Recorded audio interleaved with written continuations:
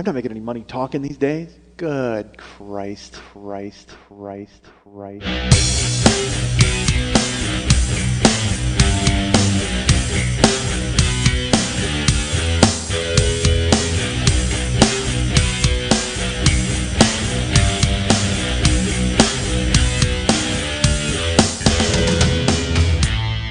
I'm a dick, folks. I'm not gonna lie to you.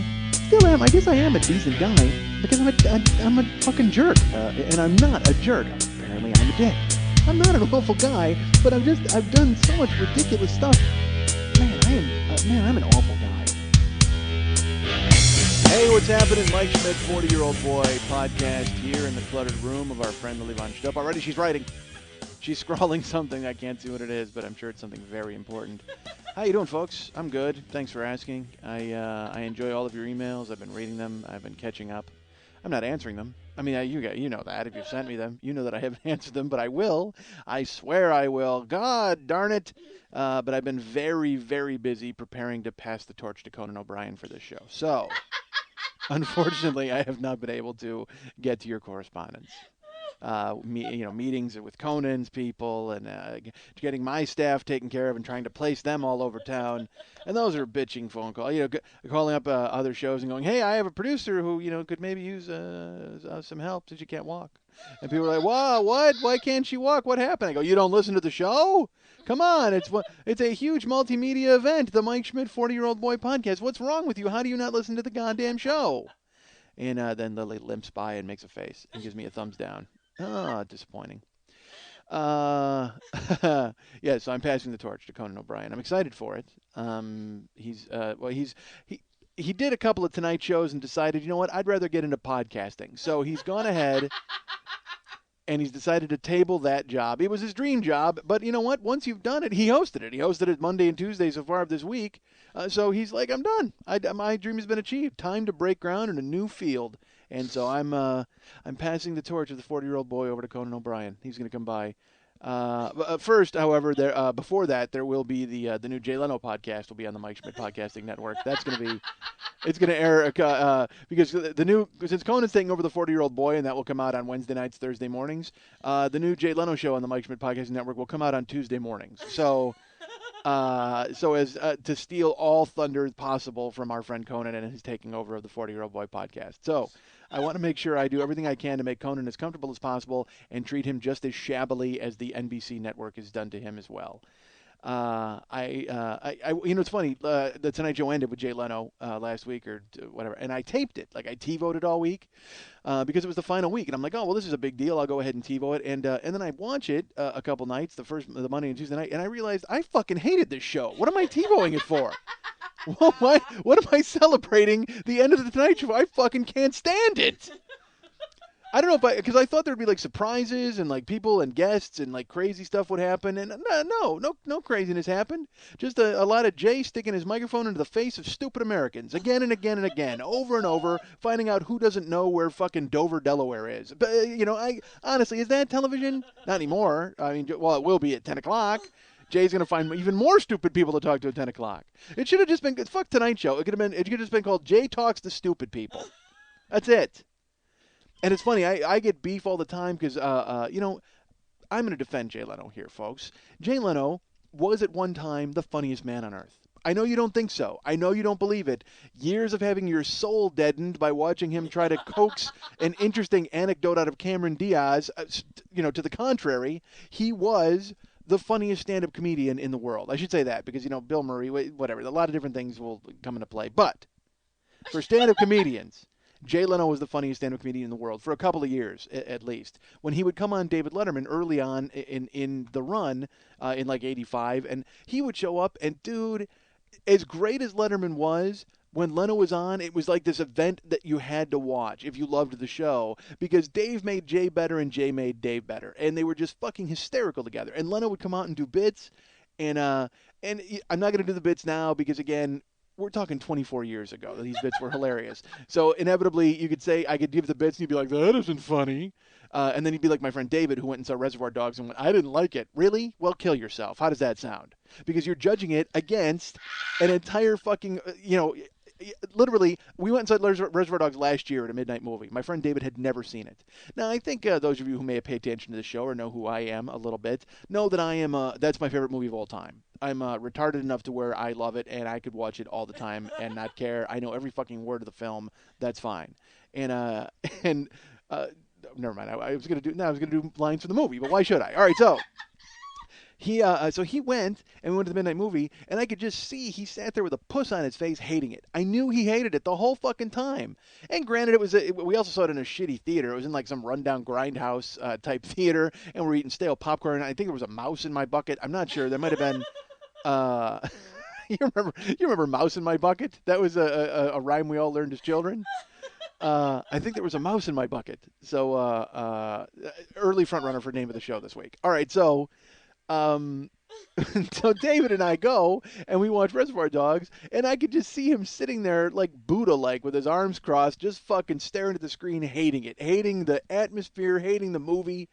And then afterwards, he tried to be charitable and kind because that's who he is. He's a nice man, and he's trying to be like, I guess it was, I don't know. I didn't get it. I didn't see the excitement that you see. I go, you don't. Of course you don't, because you didn't see it the day it opened in 1991 in a fucking, down at the New Art when you had to run to a payphone and call your friends and go, fuck, I just saw this movie. So you don't have that running through your veins. And plus, you've been deadened for years of knockoffs and people attempting to imitate it. Even the guy who made it still tries to recapture that magic sometimes.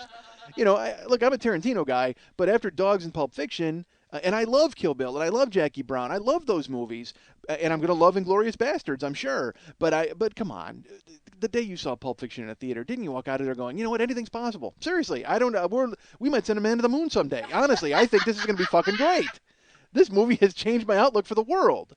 And that's how I felt a few years earlier when I saw Dogs, okay? But my friend saw it last year, and he's seen, he's buried under the debris of Things to Do in Denver When You're Dead. He's buried under the debris of all of these, glib, ha-ha movies where guys get shot in the face and someone makes a joke. So he's had to deal with, 20 or 10 years of that, 15 years of that, so he can't judge it on its merits. So that's when I say with Jay Leno, if you were to, if I were to do his bits from 1985, you would not think they were funny. But they are fucking hysterical because they were fucking funny back then. And David Letterman would die every time he would show up. And then Jay Leno hid in a closet and stole the Tonight Show from Dave, and everything fucking changed. Everything changed. God damn it. Come on, Jay, step up your game.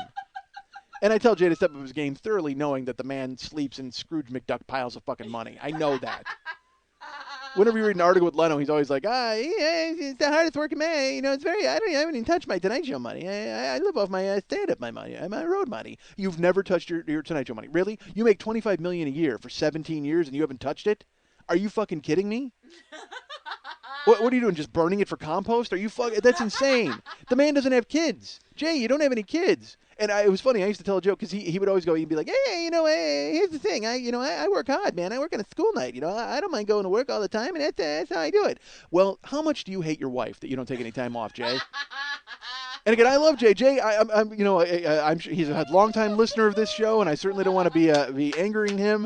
I don't want to blow the deal. We've just reached this agreement on the new Mike Schmidt Podcasting Network, Jay Leno podcast. But I certainly don't want to offend him in any way. But Jesus God. Have a lunch with your wife. Take a day off. One day. That's it. That's all we ask. Take a day off to be with Mavis. Really. And then again, maybe Mavis is like, you know what, honey, go to work. She's like shoving him out the door. She's literally, she got two hands on his chambray collar as she drags him out to his Buick Roadster or whatever the fuck he's driving that day. That's another rite of passage in Los Angeles, to be on the 170 freeway and look over and see Jay Leno driving in with Muttley the dog from the cartoons in a sidecar. I mean, it's like just this never-ending procession of ridiculous vehicles that Jay brings out of his closet. Because again, and I don't know how he's buying them, because again, folks, I never touch my Tonight Show money. I live only on my road money. Well, what are they paying you to be on the goddamn road? How much money are you fucking making that you can buy the fucking Addams Family car? Did they even have a car? I don't know if they had a car. The Munsters had a car. The Munsters had like a fucking hearse, right? Didn't they? At 1313 Mockingbird Lane, did they? I had my picture taken with it. No way. Lily Von Stupp. But that's Lily Von Stupp. She's our producer, and I should have introduced her earlier before I talk. Well, but I'm so excited about passing the torch to Conan. that I had to go ahead and ignore the Freddie DeCordova of my show, the Jeffrey Ross of my show, the Peter Lasalle of my show. That's Lily Von Stupp right there. So she's here, and she's had her photo taken. Now, are you sure that was the Munsters hearse, or did you just climb into a random hearse one day? And... Oh, no, it was the monkey's car. Oh, it was the monkey's car. Who cares? That's fine. Munsters, monkeys. Yeah, they're very close when you would watch the show. Wow. What a whiff that was. Literally, I'm in my head, I went, that's kind of interesting. What has she done? She's actually gone and seen the Munsters. Let's talk about it. Oh, that was the monkey's car. You remember the monkeys because their dune buggy looked a lot like a hearse. Maybe you thought it was a hearse because Don Kirshner was riding in it. And that guy, he looked dead when he was alive. And he might even still be alive. I have no idea. That rock concert. Don Kirshner's rock concert? Oh, I loved it. I loved it too. It was the first place I ever saw Devo, and freaked me out. And I was watching Heart for the Midnight Special this week on YouTube. Man, yeah, I'm old. You're watching like hot young Ann Wilson dancing around and just oh yeah, it was huge, man. Barracuda and little Magic Man. Maybe I get them for a show. I give Heart a podcast. All right, so okay, sign them up, folks. That's what I do. So we're passing the torch. But Leno, man, he was a genius. He was a genius. And now I watched that show last week, and it was all I could do to avoid opening a fresh pack of razors because it was fucking terrible.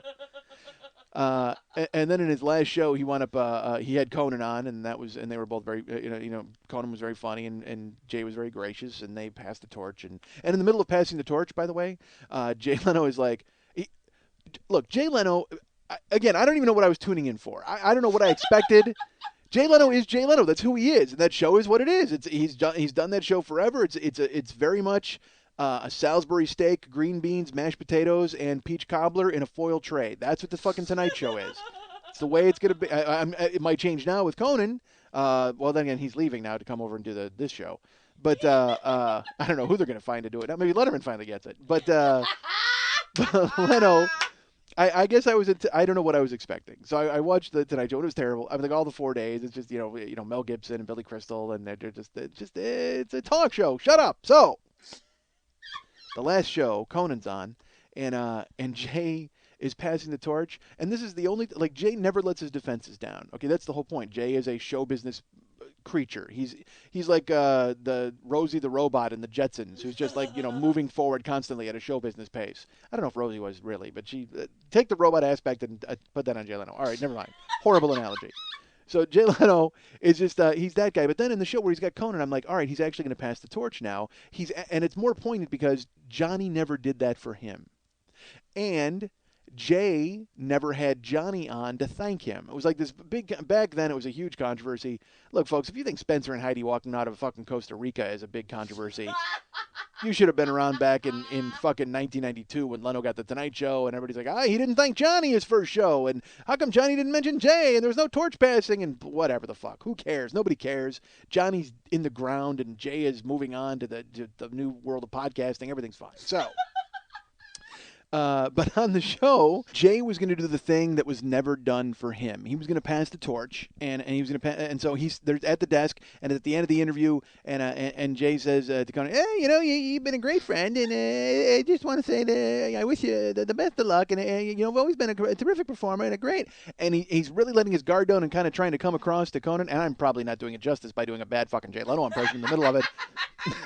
Trust me, it was a lot more. There was more gravity and poignancy to that moment than there was, but with me fucking around and doing a fake lisp. So, but in the middle of it, he's passing the torch, and it's a big deal. And some guy in the audience goes, "Conan, you rock!" Really? Do me a favor, fucking kill yourself. You yell out in the middle of that fucking moment. Are you insane? Who does that? It's a fucking seminal moment in the history of not only these men's careers, but also of television, quite frankly. And forever now, if anyone ever wants to go back to the Museum of Television and Industry, is that what it's called? I don't know what the fuck it's called. And they want to go ahead and look at that moment, they're going to hear this fucking dickwad from Omaha go, "Yeah, Conan, you rock! Shut up! Murder yourself. Walk into traffic, you fucking dick." Seriously.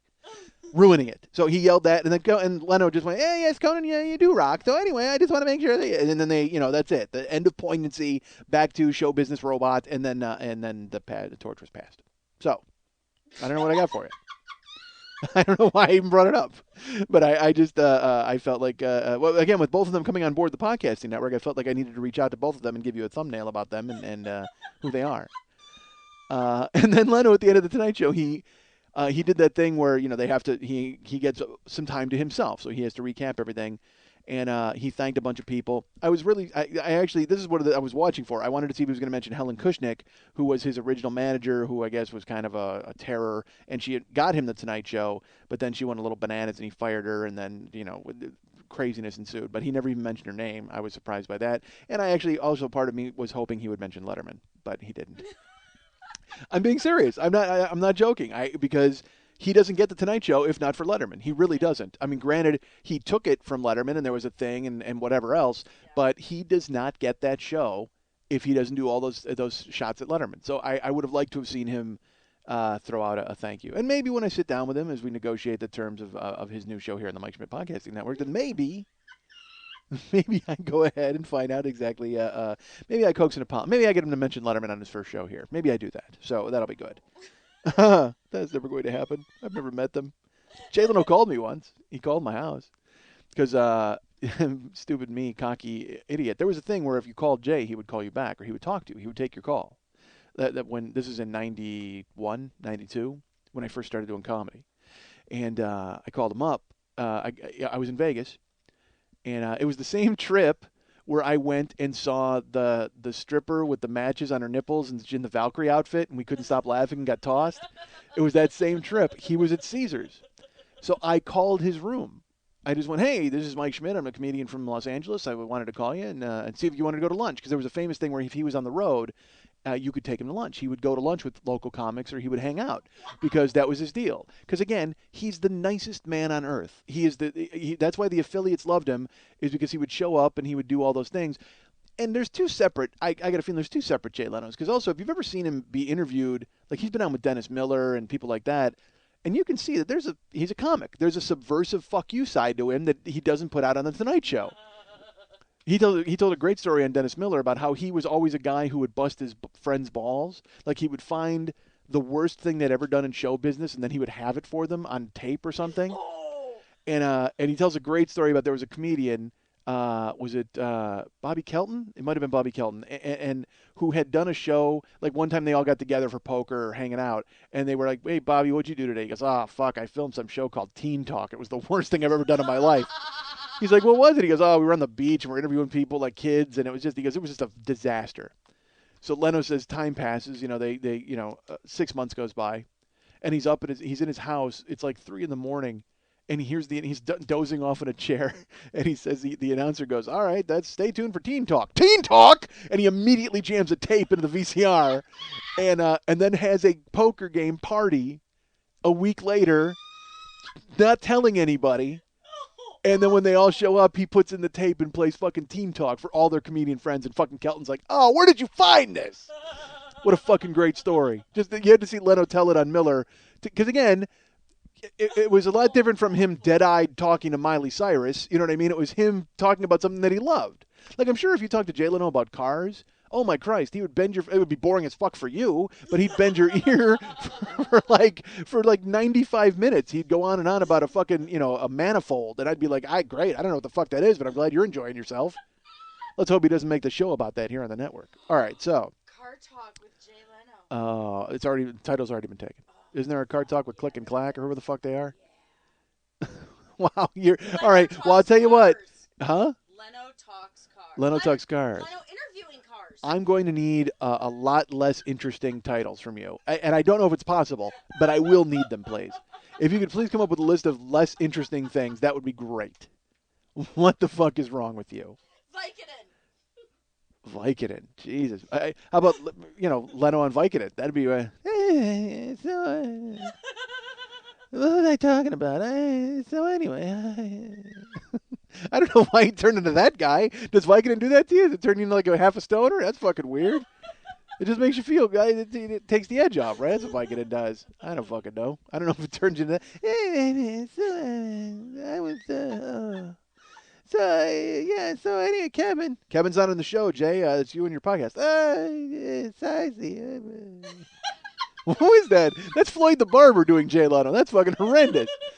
Folks, if you're under the age of 25, this show means nothing to you this week. This is a lot of references from about people you don't fucking know who they are. I'm talking about Leno from '85, fucking Floyd the Barber. Just murder me. I should walk into fucking traffic at this point. All right. What the hell was I saying before you went into Leno and his fucking nonsense? No, it's your fault. It's certainly not my fault. It is your fault. Nice fake laugh. That's such a great fake laugh. God damn. You should just, with all of your recent rigmarole, you should just hire yourself out as a laugher for something, and I'm sure you could make some dough doing that. As you, our friend Lily needs knee surgery, folks. So we found out, unfortunately, which is terrible news for her because, have you ever tried to go down on somebody with a bad knee? It's terrible.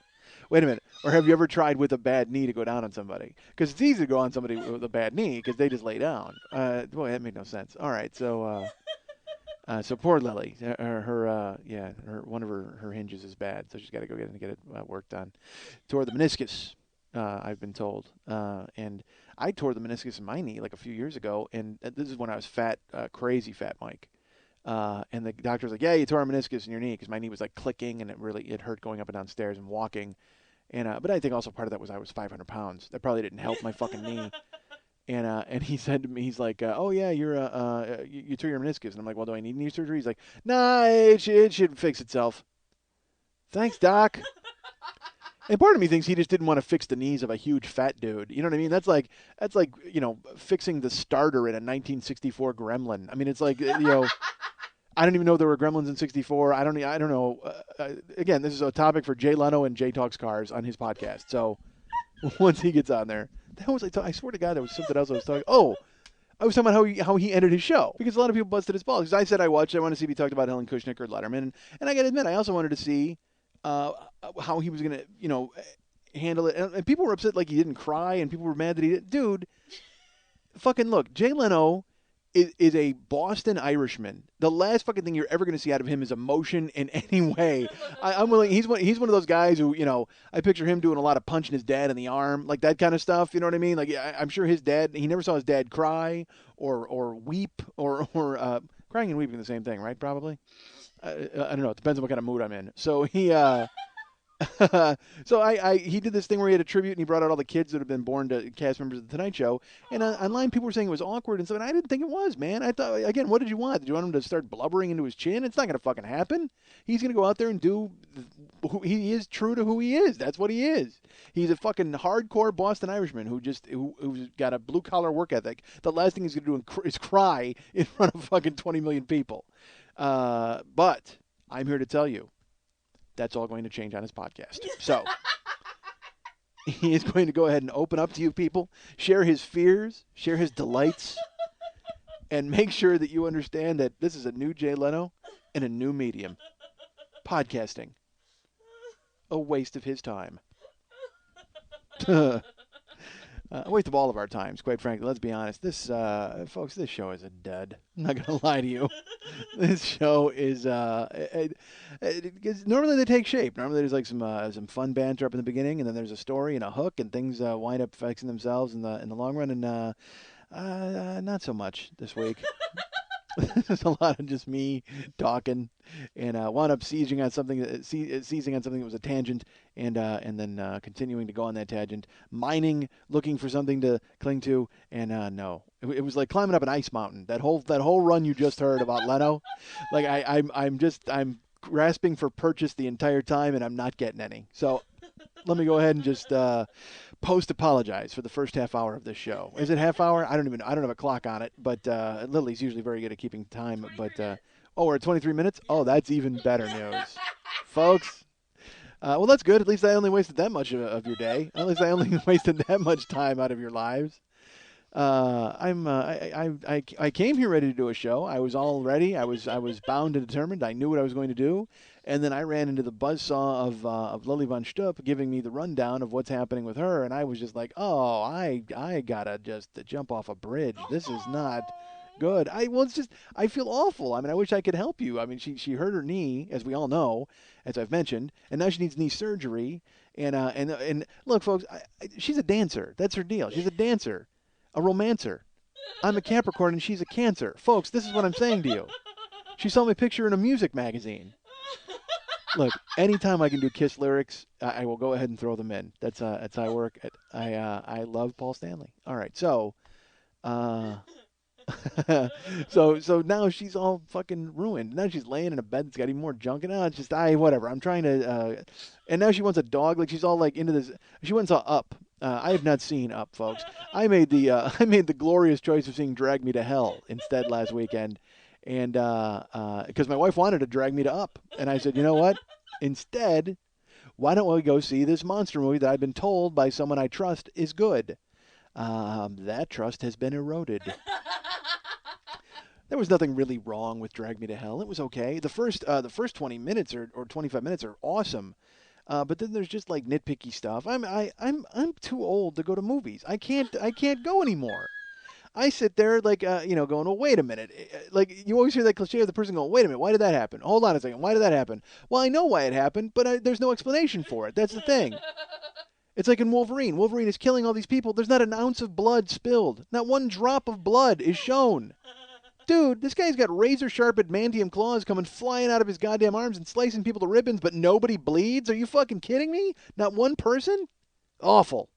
So that's what I find myself doing at the movies. I shouldn't be that guy. It's like when I watched Superman and I couldn't understand why they didn't rape Superman. I mean, I know I'm the only person who thought that.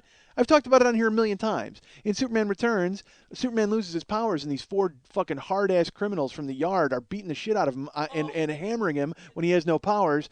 I refuse to believe one of them didn't go, you know what, let's fuck this guy. I'm serious. I know it happened. It would have happened in real life. How do you, because again, as I've said, how do you not do it? Because if only for the story. Because inevitably you're going to go back to jail and then you go, you know what? I fucked Superman. You've got that on him forever. Because then Superman's got to kill you. See, you win twice there. Because either A, he just puts you in prison because he's the fucking, the big blue Boy Scout and he puts you in the fucking clink and then you've got that story to tell around the yard forever. Hey, I fucking raped Superman. Or B, you force him to kill you, which changes his ideals and changes who he is as a hero and as a man, and then he still has to live with the memory of you fucking raping him and then him killing you. So not only did you fucking violate him, but then you forced him to violate himself. That's why you rape Superman. That's why it's done. I don't even know why there's a question here. Why is anybody even bringing up the question of why you would rape Superman? That's why you fucking rape Superman. For those several reasons that I just recounted. What? Imagine, think about poor Superman. I mean, that makes you feel better in the knee because Superman just got raped on an island. You don't want that. It could have been you, for Christ's sake. Lex Luthor could have tried to turn America into a real estate. I don't know what his fucking convoluted plan was. It was terrible. And Superman was gay in that movie, and he was like all mean, and he was like a sniveling little. He was a peeping Tom. Like he went to Lois's house and he's looking in her window. Come on, Superman, grow the fuck up. He deserved to get raped. All right, enough. No one cares. I've run that into the ground. You people have heard me say it before. But that's how I feel now when I go to movies. I look for these ulterior things. I'm watching Drag Me to Hell, and I'm like, seriously? That happened? Come on. And I don't want to give stuff away because I'm spoiler alert and everybody's pissed at me. But so there, I should have gone to see Up. Because, again, Pixar makes the best movies in the world. They just do. Every time you go, like Wall-E, I sat there fucking transfixed by it, going, this is amazing. It's an amazing movie. Unfortunately, I'm surrounded by a complete zoo of children who have geeked up on fucking Heath bars and are doing somersaults going, Wall-E, Wall-E, Wall-E. So when I go see Up, I'm sure it's going to be the same fucking thing. And I have to see it at the El Capitan. Because I don't, there's an ArcLight Sherman Oaks that I just don't like going to. It's like too big.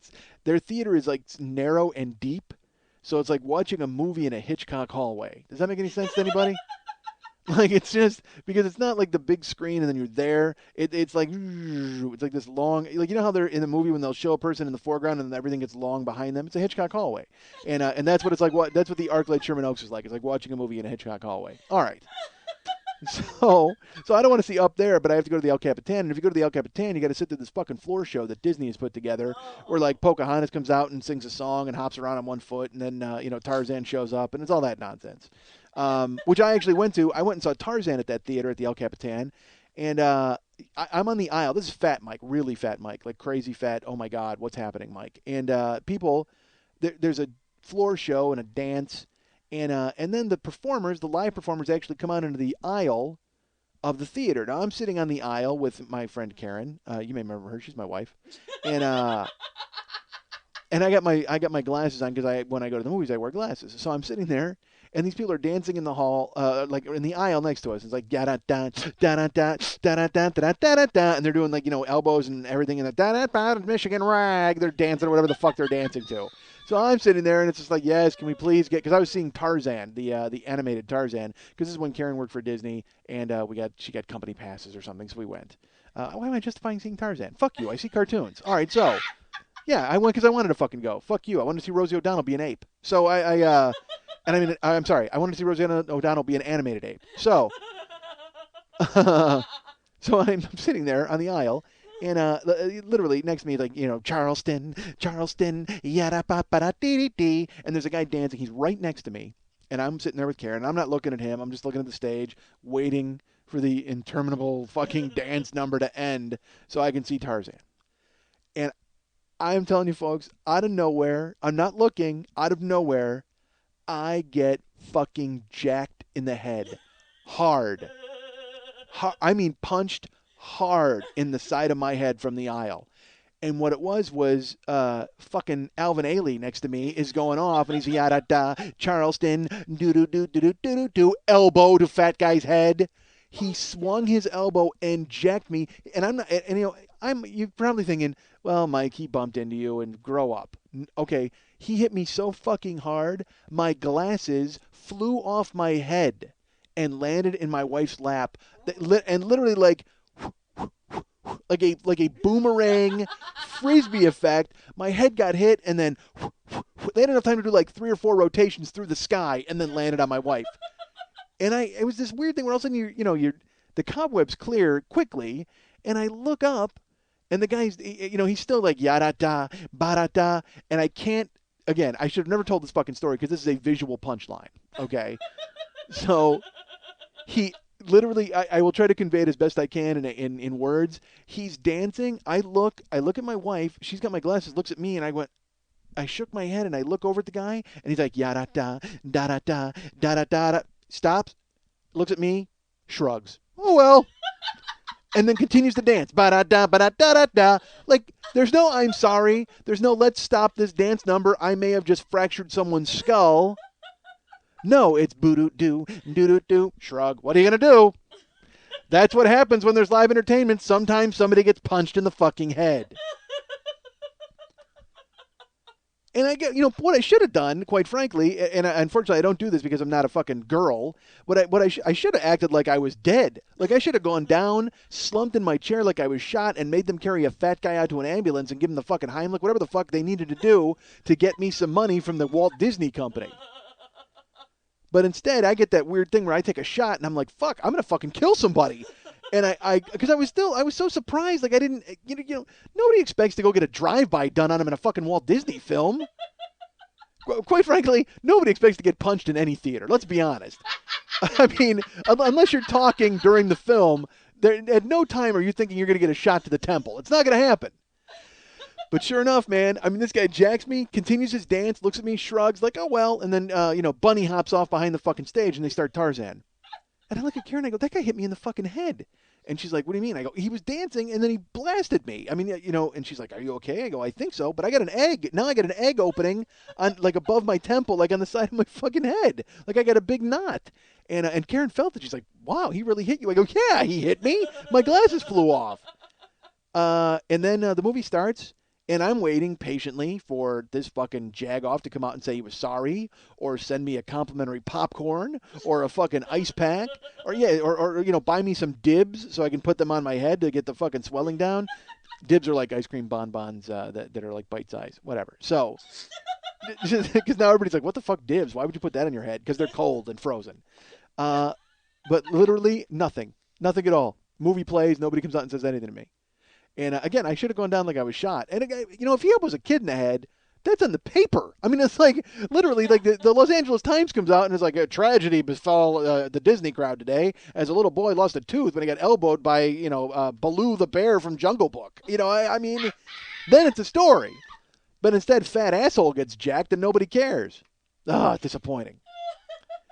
So now when I go see Up, I'm going to have to go to that theater again and brave the flying limbs of the live show. So I'm not looking forward to it, I guess is my point.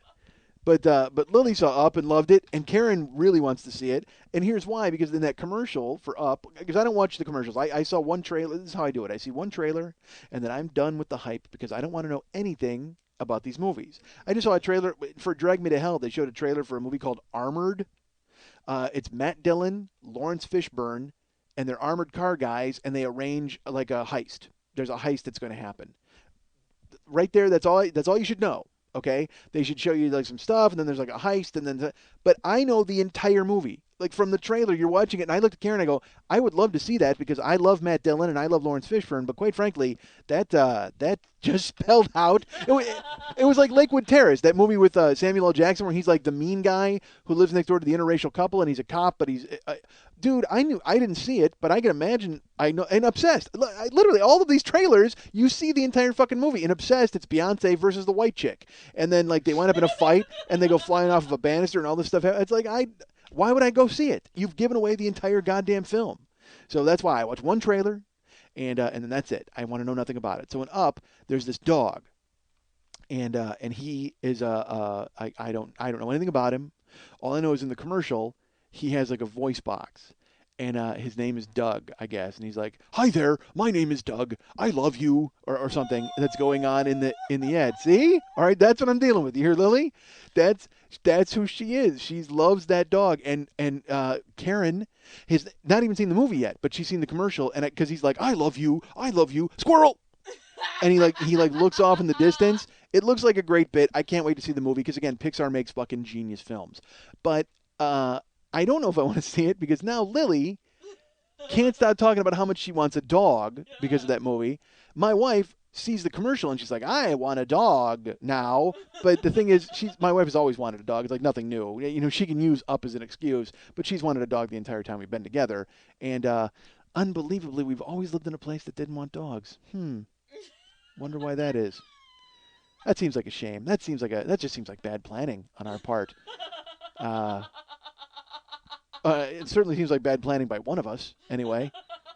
Because I would imagine one of us doesn't really mind the fact that there's no dogs allowed at our apartment, and I would tell you that person is me. Because, folks, here's something you need to know about me. I'm a guy who doesn't like spit. Like, I don't mind human spit, like in sexual context or any other way. You know, spit can be fun, but I don't like human spit in a spitting context. I'll tell you that. Here's something that happened to me one time. One time, for some reason, my buddy Jeff and I, we both worked at Jewel, which is a grocery store in Chicago. And I don't know how the fuck this happened, but I was over at his house, and I stayed over. We had been out the night before, and then we both had to go to work at Jewel. So we were getting ready for work, or he picked me up. I don't fucking remember. Either way, we're at his house, and we had a spit fight. Like, I don't even know how the fuck it happened. But it was like, have you ever? We used to do a thing when we were kids where you would lick your fingers, like, and smack somebody in the temple, like, hit him in the, because it would amp it up and make it hurt that much more. And so I don't know what happened. Like, it turned out to where it turned into like literally like a spit fight. Like we were 15 or whatever the fuck we were, 16, and like spitting in your hand and like fucking hitting the guy in the head and like this. And I remember at the end of it. I don't know how it happened, but like at the end of it, I'm just sitting there, and we had to go to work, and I go, I'm not going to work. I need to take a fucking shower, or I'm gonna jump off a fucking cliff because I've never felt more disgusting in my entire life, seriously. And so I went upstairs at his house. I took another shower. I was late for fucking work. I didn't care, and he did too. He's like, yeah, you're right, and we, and so we both climbed into the shower together. No, we didn't. That sounds awful. No, we didn't even take showers. That's why it was such a disgusting story. Is I fucking that was the point. I was at his house and couldn't take a shower. Went to work and had to and smelled like spit like the entire time. I don't know if that's where it like originated. I even tried to wash it off. Soap and water and horse bath and all that, and it just didn't fucking work. Like my hair felt sticky. It was just awful. So I'm not a spit guy. So, and that's all dogs are. Dogs are, you know what they are? It's a hair-covered spitball. That's all it is. It's a spitball with fur on it. Oh, fuck. No thanks. I don't like dogs. Like, I'll go to people's houses and they have dogs, and it's weird. I can like dogs. Like, I like little tiny dogs, I guess, but not really. I've had bad experiences with them too. But I mean, I haven't had any good experiences with dogs. That's it. I just don't like dogs. I had a fucking when we were kids. The first dog we ever had was a poodle named Precious, and yes, exactly, it was, cocksucking's to the right, folks. So we were little kids. My mom named it. So and it was this dog that was just always there. Like we never, no one ever. When you this is the thing with dogs. When you have it, you're like, oh, we got a dog. All right, great, and you don't even think about it until it's time to give that dog away or that dog dies, and then your entire life becomes fucking Old Yeller. I mean, everything changes. You just sit. I'll never forget when we had to give Precious away because again, we moved from a house and Precious was great because she was trained. When we would say "mom's home," she would go fucking bananas because that was what we. That should tell you about the level of mischief we had as kids. The first guy to hear my mom would go, "Mom's home." And we had to start running around and cleaning. That was what we did. We had to make sure that we were looking busy or doing something because we had fucked around and fucked up all day. We had to make sure that the house was, at least looked like something was happening. And when we would say, because when we would say mom's home, we would all run around. So Precious would go batshit. She would go just crazy. And so then of course it became a trick. Like our friends would come over and we go, watch this. Mom's home. And she'd go fucking crazy. And we'd be like, ha ha ha, it's hilarious. And then we'd have a peanut butter fight and ruin our house. Um, we were. I'll never forget that, man. We had a peanut butter fight at our house one time, and it was on the ceiling. Like when we moved, there was still peanut butter on the ceiling, like just like hanging like stalactites from the top of the ceiling. Peanut butter like spikes. Awful. Oh, we were bad kids. We were just not good kids at all. We one time, my mom brought home. I don't know why. Okay, I don't know why this happened. But my mom had like a 25-pound bag of peanuts. I don't know if she thought it would be like a delicious snack for us to have forever. Who fucking knows? But she had it was like those onion. You know what an onion bag is? Like that mesh kind of a net. It was one of those, but a big one filled with peanuts. Maybe it was 10 pounds. Who the fuck knows? All I know is we decided that would be great to use in a poker game. So again, I'm 10 or 11. We come over and what we did is we played cards like Old Maid or War or Go Fish, and we bet peanuts. And we had our friends over to do it. Our friend QJ, our friend Larry, and we all got a big pile of peanuts, and we would play cards. We would flipped cards and high. It was like war. It was like 6-hand war, and high card got the bet of the peanuts. And finally, QJ wound up winning all of the peanuts. He won the entire bag. And which would sound fine. And, normally what you would do is QJ would understand that we were just playing for fun, and those peanuts would go back into the onion bag and for another day. Who the fuck knows? But QJ's like, hey, all right, well, I'm going to take these peanuts. And we're like, dude, you can't take, you didn't really win the peanuts, and we're just playing we're screwing around. And he's like, well, fuck that. I want to take the peanuts. And we're like, dude, you can't. I mean, those are our peanuts. I mean, we're just screwing around here. And then it elevated into a peanut fight. So we started throwing peanuts at one another. And we're throwing them all over the house, and mainly in the kitchen. We're throwing them, and then we had started talking about how we were angering the peanut god because what happened was we were throwing them, and then Larry stepped on them. He stepped on some on the rug, and I think if you know that if you step on peanuts in the shell, really easy to clean up. So there's this pile of it looks like pencil shavings and peanut on the ground underneath Larry's shoe, and we're like, dude, you have angered the peanut gods. And we felt that the only way to banish the evil spirit of the peanut god was to have a sacrifice. So we put all of the peanuts on the kitchen table, all of them, like all 10 pounds. Like we put them, or 20 pounds, whatever the fuck it was. We stacked them up, and we started to chant, Sayonara to the peanut god. Sayonara to the peanut god. And we would say it 3 times, Sayonara to the peanut god. And then we had a broomstick and a thumper bat, which is a little tiny bat that you used to get at it was like a miniature baseball bat you would get on bat day, and it was a White Sox thumper bat, and we started smashing the peanuts on the kitchen table. We would say sayonara to the peanut god, sayonara to the peanut god, sayonara to the peanut god, smash, and we would just as hard as we could on the kitchen table, okay. So, and we're laughing uproariously because, now the shards are shooting in the air and we're cracking up and we're just smashing these fucking peanuts. Sayonara to the peanut god. Smash, smash, smash. And finally, this orgy of laughing and everything takes like half an hour. And at the end of it, it's like a peanut holocaust. I mean, it is just, we're at the messiest house and it's destroyed. We have just smashed 15 pounds of peanuts. We've destroyed them with a thumper bat in my kitchen. Not to mention the banging on the kitchen table with a fucking thumper bat and a broomstick. It was fucking retarded. Who does that? These 10-year-olds. That's who does it. Sayonara to the peanut god. Smash, smash, smash.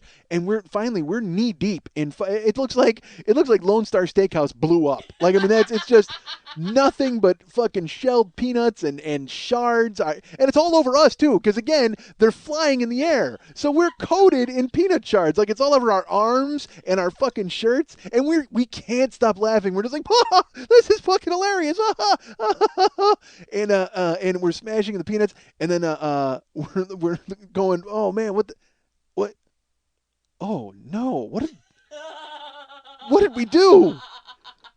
Because my mom knows we have the peanuts. I mean, and I don't know what she was going to use them for. Maybe she was going to. I don't have any fucking idea. So we're standing there, and the thing is, these guys are in our house. We're not even allowed to have people in our house because my mom works. That's the whole deal. My mom works. We're latchkey kids. There's 5 of us, okay, and we have a social worker who comes over periodically to visit us to make sure things are okay in our house. I don't know why.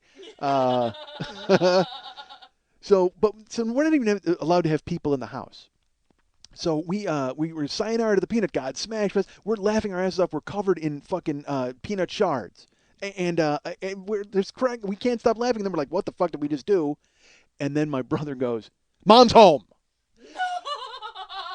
and the dog goes crazy. Larry and QJ run out the fucking back door because they're not supposed to be in the house, and there's nothing but peanut shards all over all over us, all over the fucking kitchen table. And the dog goes crazy. Fucking Larry and QJ, QJ dove out the back window, and Larry ran out the back door. They just dove into the fucking yard, and again, but they have to stay in the yard because my mom's gonna come in the front door, and the driveway's right there. If they run past her, they're gonna all of a sudden 2 guys covered in fucking peanut shards. Precious is going crazy. Rah, rah, rah, rah. Everybody starts running around psycho, and we're like, oh, what the? And literally, we're busted. What the fuck are we going to do? We're standing in the kitchen and knee deep in fucking peanut shards. What? There's nothing you can do. We're fucked. And then my brother Glenn just goes, ha, ha, ha, ha. And we look at him. He goes, just kidding. My mom's not home. But we had gotten so caught up in the frenzy of the peanut god that we didn't realize it was only 2 in the afternoon. My mom didn't usually get home until 5 or 6. So we didn't even fucking think about it. We heard mom's home. Precious goes crazy. And those 2 guys are so conditioned. That's great. My friends are so conditioned. When they hear it, they just run. They dive out the window. So that's who you're dealing with, folks. So sayonara to the peanut god. We wind up smashing. How did I even get on that?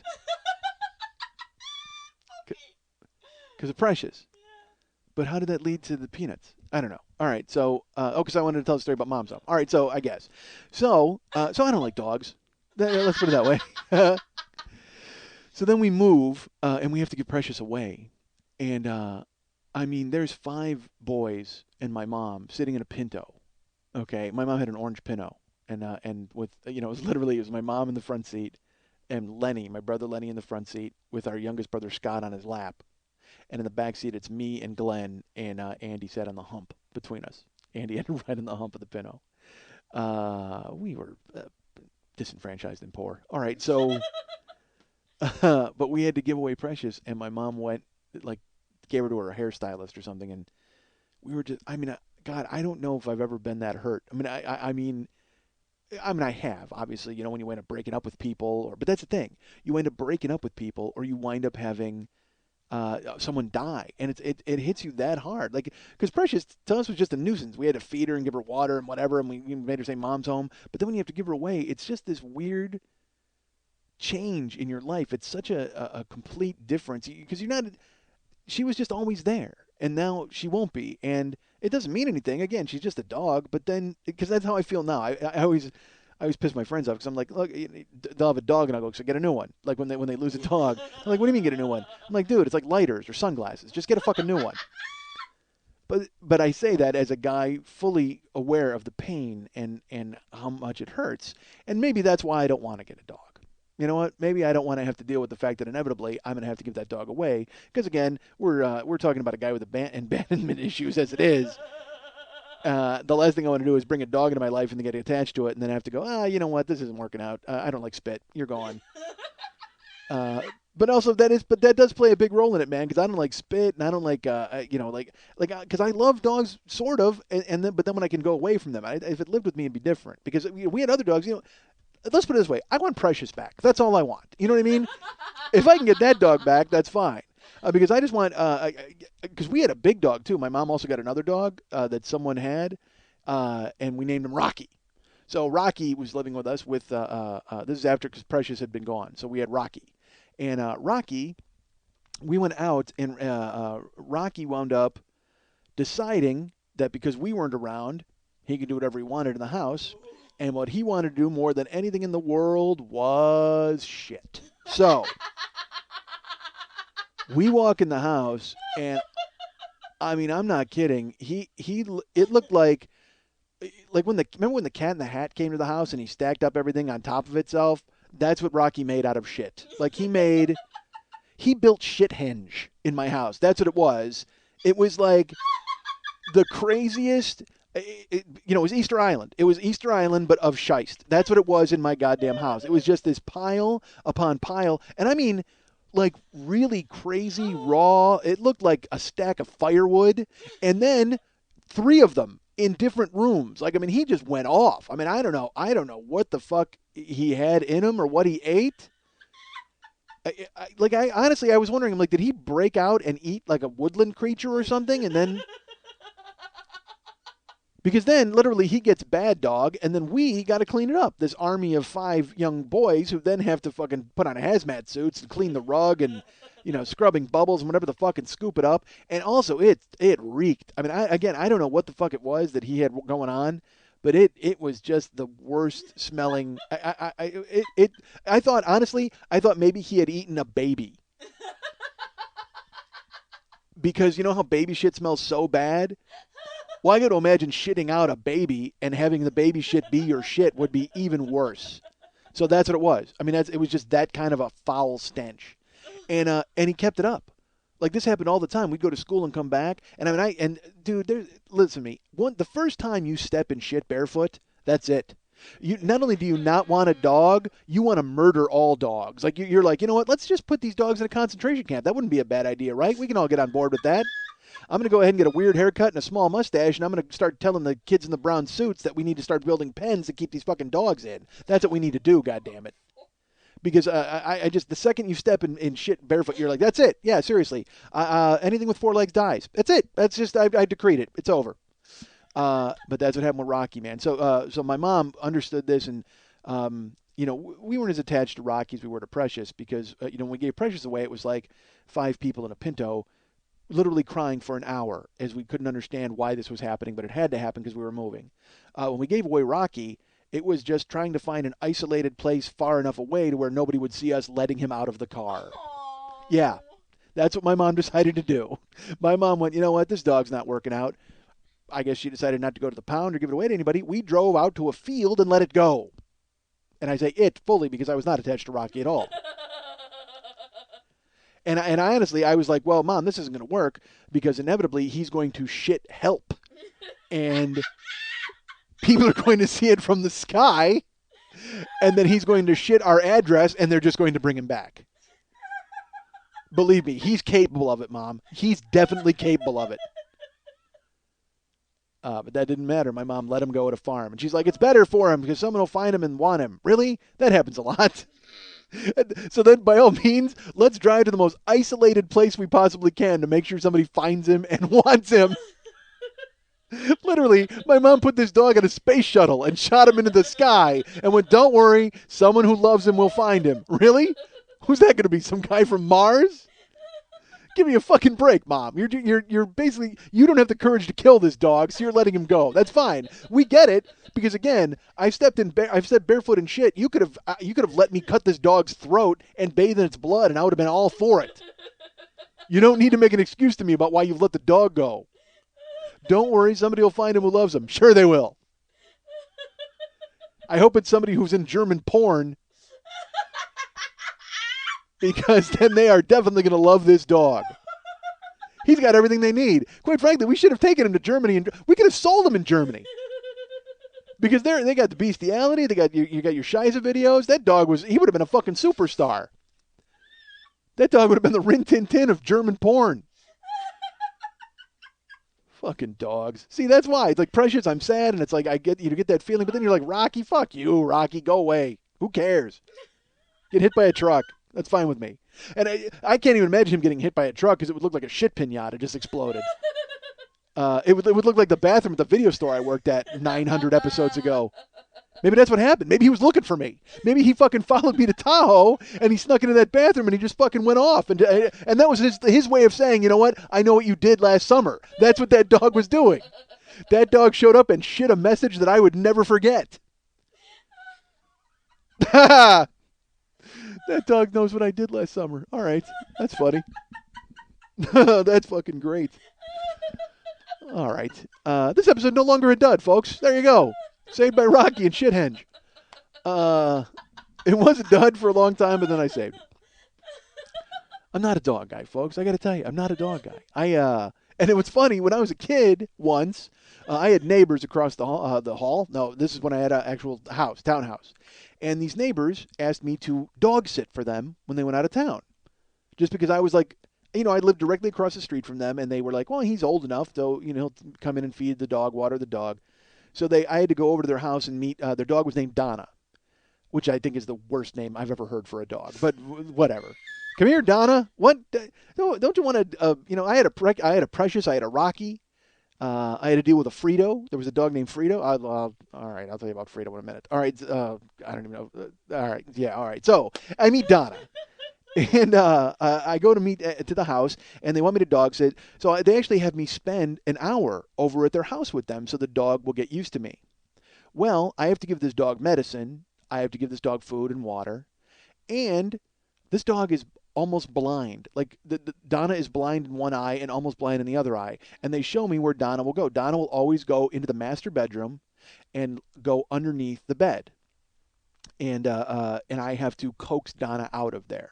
Like I have to go and I have there's like a milk bone. It's a whole procedure. So I have to have a milk bone and then I have to lay there and kind of, oh, Donna, come on. And I have to grab her, kind of like scooch her out from under the bed because she can't really see me, whatever. And honestly, at this point, I'm just like, you know what? Let's get a bullet. I mean, because you guys, you're going out of town.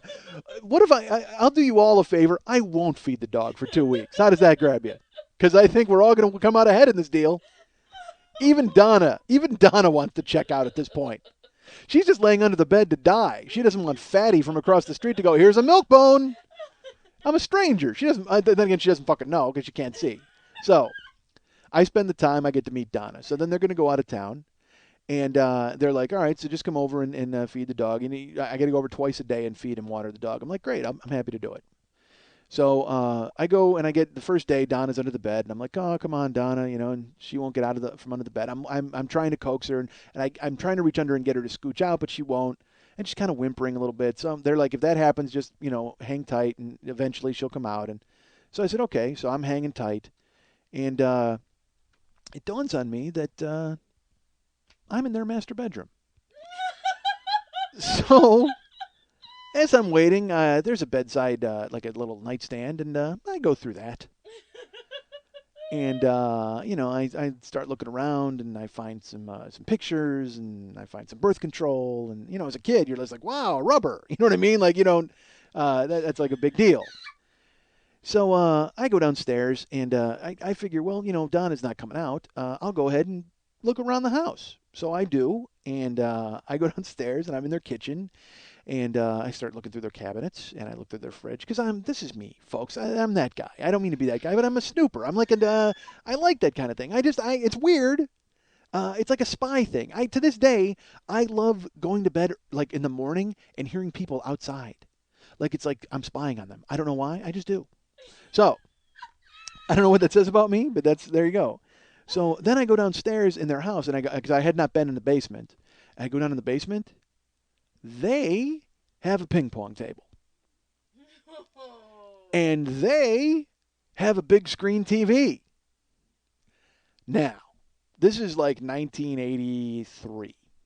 Okay? They also have a VCR, like set up at the big screen TV. And I'm like, oh, this is awesome. So I start watching TV. I'm just hanging out, flipping channels, big screen TV, cable. I got the air on, because you got to keep the air on for the dog. So then I decide, you know what? This is like my house. This is like nice little bachelor pad. I'm downstairs watching TV. An hour goes by. Finally, Donna like walks down for like where I'm watching TV, kind of like, "Hey, dude, remember me?" And I'm like, "Oh, of course, Donna." So we go upstairs, and I give her some food, and I give her some water, and I leave. And then I go home, and I call my friend Mike Scott, and I go, "Dude, you're not gonna believe this. Their fucking house has a ping pong table, and I have the keys." So that night, I go to feed Donna, and my friend Mike Scott comes with me, and we play a few rounds of ping pong. And we feed Don and give her some water. And then we decide to watch some TV. So we're watching TV, and we start going through their. They have it's a VCR, so they have a bunch of tapes. So I start going through all their tapes, and I throw in some tapes of their family vacation, because they're on vacation now. And I will say this, folks that are listening, this story is similar to another story you've heard. Um, but it happened before that story.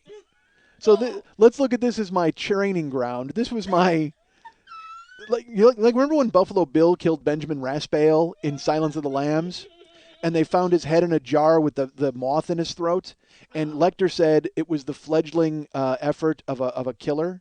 Well, let's consider this dog sitting the fledgling effort of a snooper. So Mike Scott and I play some ping pong. We hang out and we watch TV, and we go through and we watch their vacation. They went to the Grand Canyon, which I thought was great. Uh, it was fantastic because this time they had gone to Canada for 2 weeks. So I'm like, well, they're getting around. They're getting all over. And next year I can't wait to see the Canadian tapes. So and it's so weird to even see like tapes of a vacation, like because again, this is '83. VCRs have just come around, so they were still like $300 at that point. So for them to have one, it was like wow. And also, I don't have ones. I mean, I have no idea how to work it. So I go to watch their vacation tapes, and I can't. For some reason, I went to put it in, and there's already a tape in the VCR. So then I went up just hitting buttons. Like, I got to be honest with you, I can't find a manual. I'm not looking for a fucking manual. I'm an idiot. I'm in a basement, and Mike and I are going to watch these tapes. So I just start hitting buttons, like on the VCR. And finally, I get their tape to eject, which is great. And then I put in the tape of the vacation, and we wind up watching those. So I go through and I watch again, because I've never dealt with a VCR. But it worked fine. Again, how hard is it? I pushed a bunch of buttons to get the fucking tape out. But now that I put a tape in, you hit play. There you go. You got a fucking show rolling. So I went ahead and watched those. The week goes by, and I'm spending more time over there. Like I would leave my house and just go hang out in their house, like it was my house. I'm on the phone, and then I go through their house. I go through their upstairs in their apartment, in their bedroom, and I'm in their closet, and I'm looking around and I find their stash of porno. They have, and I'll never forget it, they have Talk Dirty to Me Part 2, which I pull out. And then they also had a movie, I think it was Taboo 3 they had. It might have been 2. All I remember is Karen Summer is in it. And there's this amazing scene where, like, her and her brother watch their mom and dad go at it. And she reaches over and she just absentmindedly starts jerking him off while they're watching, like it's supposed to be her brother. And as a kid, I'm like, again, you got to remember, I'm fueled by porn I found when I was 6 or whatever. And I see that and I'm like, all right, I got to jerk off like immediately. This is fucking insane. And because the scene, again, things stay with you, man. And it's like she jerked him off, and as they're watching their parents or whatever, and he shoots his load there, and Karen Summer looks at him and she goes, "Oh, too bad. I was gonna suck you off too," and walks off. And being a kid, again, literally, we're talking 24 years later, 26 years later. I can remember it vividly. So I'm there and I'm watching porno in their house and jerking off. I'm not gonna lie to you. So I watch Talk Dirty to Me, and I'm fast forwarding to there's a scene with John Leslie and a girl with pigtails. I can see that vividly. Whatever. I spend the 2 weeks watching porn and hanging out in their house and hanging out with Donna. We're getting along very well. I'm feeding her, giving her water. I play catch with her, because I got to take her out in the yard too. And I'm just a bachelor. That's who I am. I'm that bachelor. I'm running the show, collecting their mail, having a good time. So finally, they come home. And I go over there and I'm like, hey, I just want to come and drop off the key. And they're like, good to see you, thank you. And Donna looks fantastic, and thank you so much for doing this. And I'd done everything perfectly for them, and everything was great. And they're like, oh well, thank you again for doing that, and I go, no, it's no problem. I came over twice a week, twice a day, and they're like, thank you again, and they pay me because they were doing it for 10. They were gone for 2 weeks, and they wanted to pay me $10 a day. So I made $140. As a kid, that's not bad. And so I go home and everything's fine. And that night at like 6 o'clock, I'm in the house and you know I'm trying to make a knocking noise, but I can't. There you go. Knock on the door, and we open it up, and it's Linda, the woman, and she's like, "Hey, hi," and I go, "Hi, what's up?" And she's like, "Is your mom home?" I go, "No, she's not home from work yet." And she's like, "Oh, okay. I got to talk to you." And I go, "Yeah." And she goes, "Did you do anything in our house? Like were you? I mean, there more than you should have been, or did you?" And I go, "No." I go, "I came in. I would go upstairs and I would get Donna and then and she's like, and then you went in the yard. I go, yeah. She goes, did you go in the basement? I said, you know what? I left the door open once on accident, and Donna went down there, and I had to get her, and it's hard for her to get out, so I had to kind of scooch her up, and so I was down there once, yeah, but then I kept the door closed. She goes, oh, did you use the television while you were down there, or did you? And I go, no. Why? What's up? She's like, oh, when we left, we have our VCR set to tape a show every day at 1 o'clock in the afternoon, and somebody not only changed the clock, but they ejected the tape that was supposed to be in the VCR. So are you sure that you didn't use our TV and VCR? I said, well, I mean, I did use it once. Like I went down there with my friend, and she goes, "You brought your friend into our house?" Because at this point, I'm so stupid. I'm trying to plea bargain and get out of it because I'm busted. I mean, there's nothing you can do, and I'm an idiot. I'm just an idiot. And I go, she goes, "You brought a friend into our house?" And I go, "Yeah, my friend loves dogs." That's all I had. My friend loves dogs. So he wanted to meet your half-blind mutt. That's exactly it. And while he was there, we just decided to go ahead and use your fucking VCR. I am an idiot.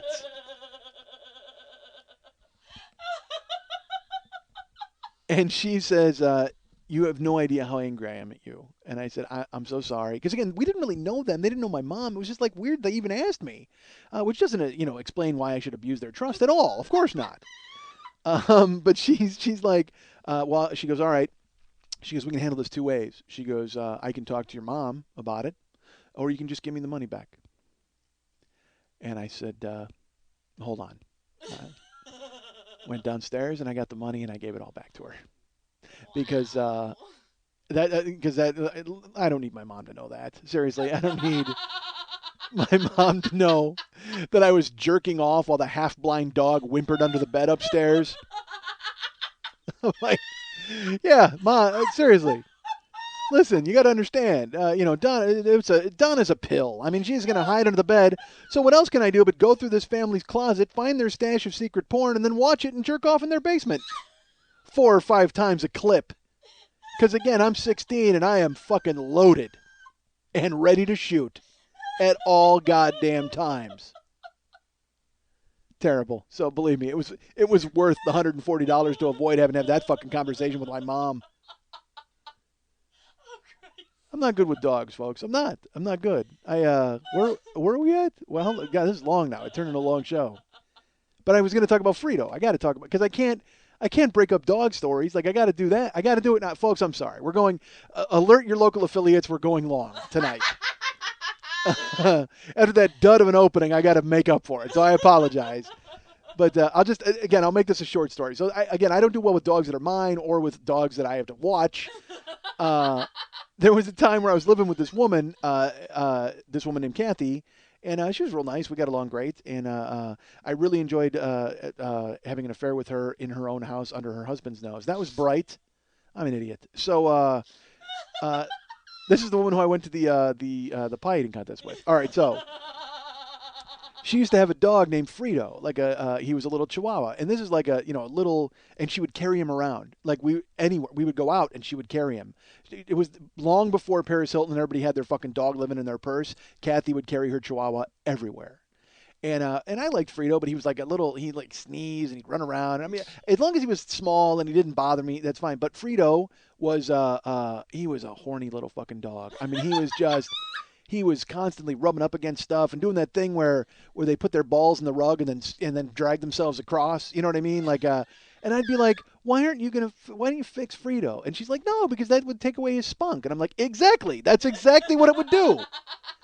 And you wouldn't have to worry about him sticking his dick, in every hole in the building. You know what I mean? And because again, literally, Frito, when she would put him down, he would immediately, like, I think he liked being carried around just because he could wrap his legs around her arm. You know what I mean? And so he was friction. That's what Frito was. I mean, Frito might have been short for friction, but that's what he wanted.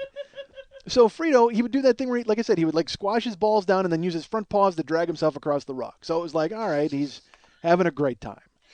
So he would do that, and he would jump on you, and then he would show you affection like a dog does, but then eventually it would turn weird. Like it was just like you would constantly get date raped by this dog, where it's initially he's like, hey, love me, hey, scratch me behind the ears, hey, your leg feels great. I mean, and you're just like, dude, stop. Honestly, I don't, Frito, I like you, but I like Kathy more. I mean, I probably shouldn't like her as much as I do, considering the fact that she still sleeps with her husband a door away from me. So. Frito, so I go to bed one. So here's the thing. So Frito, he's like, he sleeps in Kathy's room or whatever. That's fine. So one night I wind up sleeping in there, and I'm asleep, and like I wake up and I'm kind of like, what's like the bed is shaking and I don't know what's happening, and I trying to figure out like how you wake up in that mist, like you don't know what's happening but something's happening. And I've woken up in the middle of earthquakes and I've been like, and I've known something was up, but I've been kind of foggy about it. Well, I wake up and something's happening, and then it dawns on me someone's pulling me off the bed. Like someone has grabbed me by the leg with both hands. They've grabbed one leg with both hands, and they're it feels like they're pulling me off the bed, but it's just shaking. Like I can't figure out what's happening. So I reach over and I turn on the bed light and I look down, and it's not a person who has grabbed me with both hands. It is Frito fucking my leg.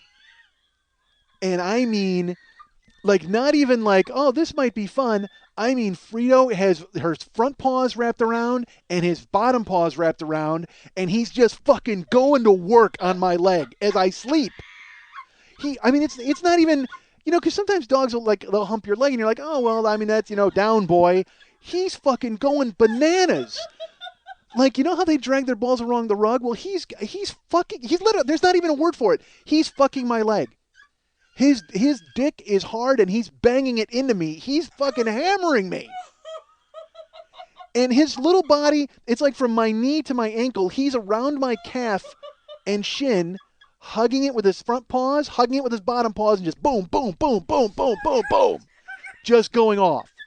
And I look down and I'm like, Well, I didn't know what to do. It's just like, Frito, dude, Frito. And now that's the even best part is when you're talking to a dog, like you're trying to talk him out of something. Frito, seriously, you know what he's doing? It's like an alien. When the alien wrapped itself around that guy's face, I thank God to this day that he chose my leg, honestly.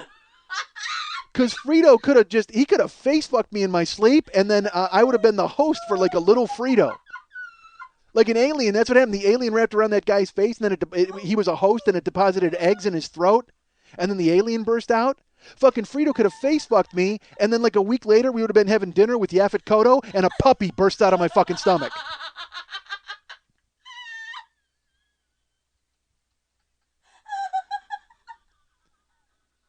You guys can get me at Mike at MikeSchmidtComedy.com. You guys can get me at MySpace.com/MikeSchmidtComedy.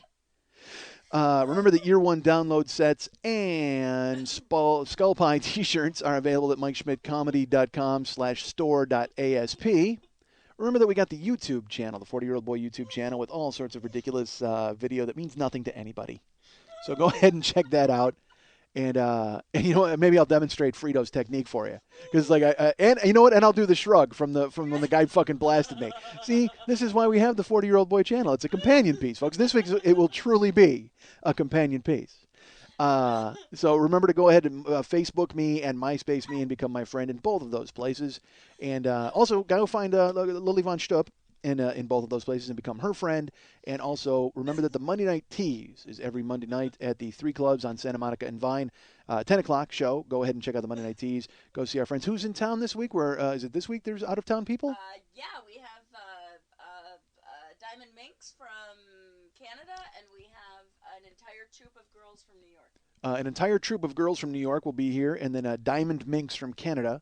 Who I know because that's who the family from my street went and visited when I when I dog sat for Donna. So that's who they went and checked out. So Mark and Linda went and visited. And perhaps Diamond Minx can bring those tapes. She will. I would like to see the tapes of that vacation because never got the chance to go over and check them out. So. So that's what have I got? Facebook, I got YouTube. Oh, and my PO box is back up and running. If you guys want to send me something, go ahead and send me a note, and I will tell you what it is. I figured it out. The guy at the post office, he true to his word, sent me a note that said, "Hi from Irvin." Like that, hi from Irvin at the post office. I was like, great. So, but it arrived. So I think there's a key component I was missing to tell people about. So I will go ahead and tell you when you write me. I'll give you the address, and that's the plugs. And that, and now we can go ahead and pass the torch to Conan O'Brien as he takes over the show. Because I can tell you there's nothing more Conan wants than to get the torch passed after the dog rape story. I'm sure he's going, wow, you know what have I gotten myself into in this entirely new medium of podcasting? I'm glad I've signed this exclusive contract with the Mike Schmidt Podcasting Network. I can only hope to carry on the great tradition of dog rape stories. Oh, horrible.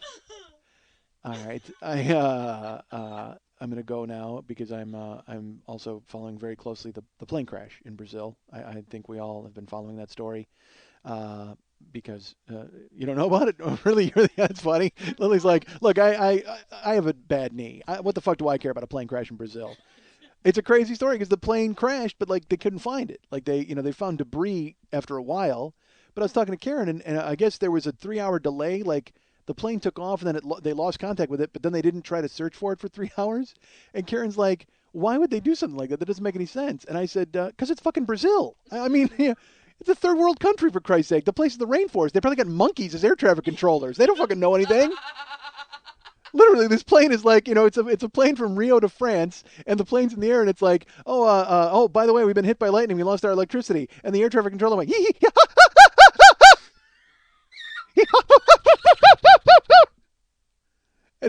and the plane goes down. Nobody knows what the fuck's going on. They're just wondering why Bingo's throwing a fit over in fucking cubicle 4. They have no fucking idea. It's fucking Brazil, for Christ's sake. They got like a wombat and a marmoset. It's a rainforest. You ever see those giant spiders where they hold their legs out and it looks like they fucking caught like a whale and they're holding it up? That's what it is. They got. I'll tell you what. If a plane goes down in Brazil or anywhere close, you're fucking finished. The fucking variety of wildlife they've got crawling out of there, you are just gonna get eaten by a giant spider and that's it. Nothing you can do about it.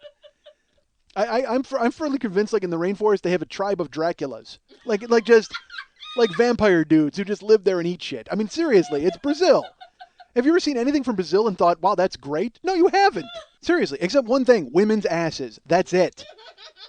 That is the only good thing that comes out of Brazil is hot, incredibly, ridiculously hot women. That's the hottest thing that comes out of Brazil. That's the only good thing that comes out of Brazil. Brazil is where all the guys from the UFC are from Brazil because they learned how to street fight because they had to in order to eat.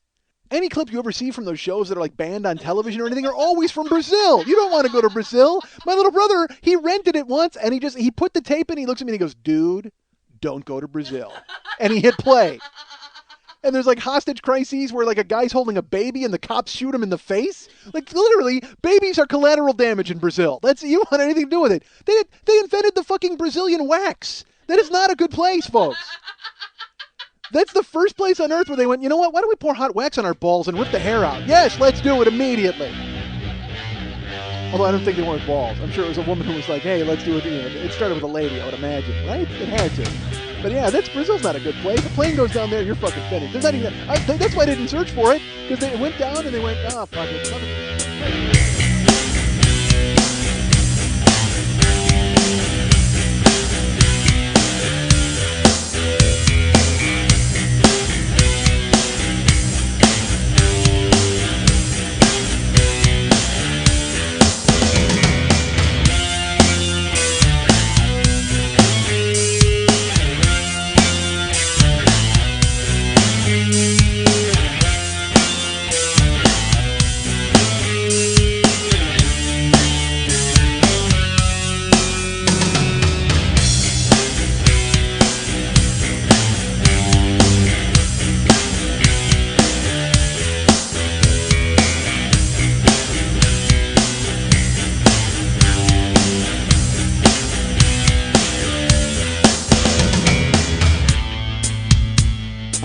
dick, folks. I'm not gonna lie to you.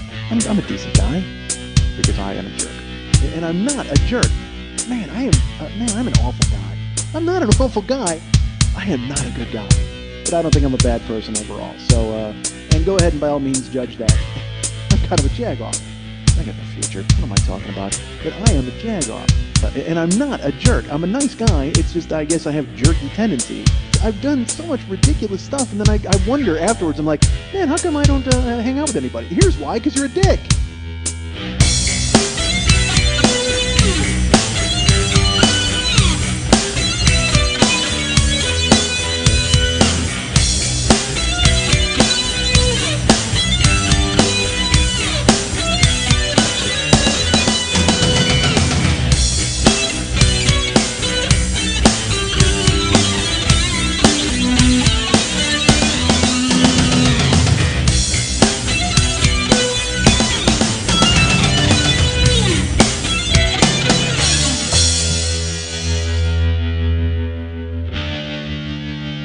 You're finished. You're finished. You're finished. You're finished. You're finished. You're finished. You're finished.